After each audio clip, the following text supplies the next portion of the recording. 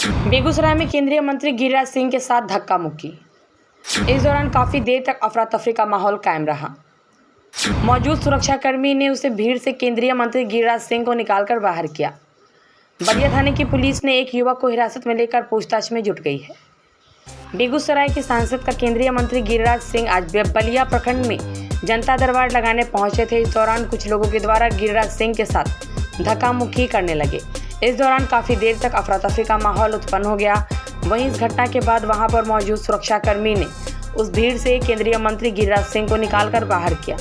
इस घटना के बाद केंद्रीय मंत्री गिरिराज सिंह ने कहा कि हमला करना यह उचित नहीं है, मैं इसका विरोध करता हूं और मुझ पर हमला करना कोई उचित बात नहीं है।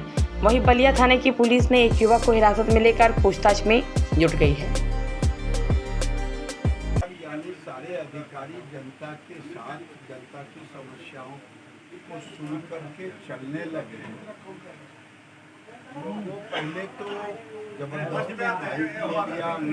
इधर उधर के बातें बोला, हम अपना बर्दाश्त करते हुए आगे निकल गए। तो लगा कि अब मेरे ऊपर हमला करेगा, ऐसा व्यवहार किया, लगा कि और फिर मुर्दाबाद का नारा लगाने लगा।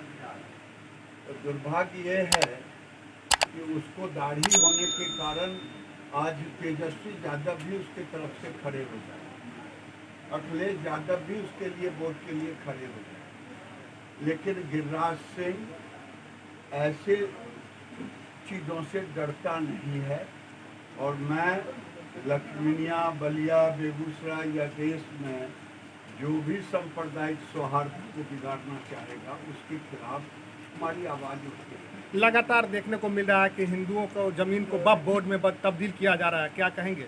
ये पूरे देश के अंदर वक्फ बोर्ड एक ऐसा वक्फ बोर्ड है जो जमीन हड़पो आंदोलन, अभी आपने बख्तियारपुर के गोविंदपुर, बलिया में, पकठौल में, बेगूसराय के पकठौल में, ये हर जगह ऐसे कर रहे हैं। इसीलिए ये कांग्रेस पार्टी अगर नहीं, उनको वक्फ बोर्ड का दर्जा संवैधानिक नहीं है और वो जिस जमीन पे चाहता उस जमीन पे केस कर देता और लोगों को ये कह देता मेरे साथ मारपीट किए, कानूनी दर्जा लगाने की कोशिश। तभी मेरे सवेरे वो पकठौल पड़ता है तेघरा थाना में, पकठौल के लोगों को नोटिस दे दिया ये हमारा घर है। तो ये बेगूसराय सहित, फतुहा सहित पूरे देश और बिहार में ये अभियान चल रहा है जिससे हम सफल नहीं होने। क्या लगता है सर, बांग्लादेश की तरह यहाँ भी इस तरह का हावी होने चाह रहे हैं हिंदुओं पर? कोशिश तो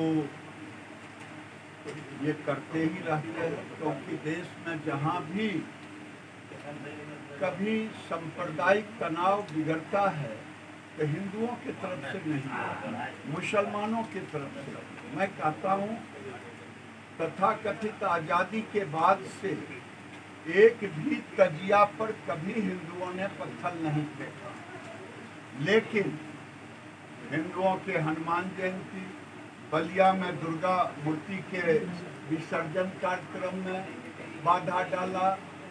इसी तरह से कभी रामनवमी में, चाहे नालंदा हो, गोपालगंज हो, पूरे देश में बरेली हो, ये पूरे देश में ऐसे काम वो किया करते हैं। और राजनीतिक पार्टी के कुछ लोग जो वोट के सौदागर हैं और मुसलमानों की वोट के हकदार अपने को मानते हैं, चाहे राहुल गांधी हो, चाहे तेजस्वी यादव हो, चाहे अखिलेश यादव, ये उनके आगे खड़े होते हैं उनको बचाने के लिए। लेकिन अब समय आ गया है कि योगी जी ने सही कहा, अगर बटोगे तो कटोगे। अब हिंदुओं को भी अब एक होना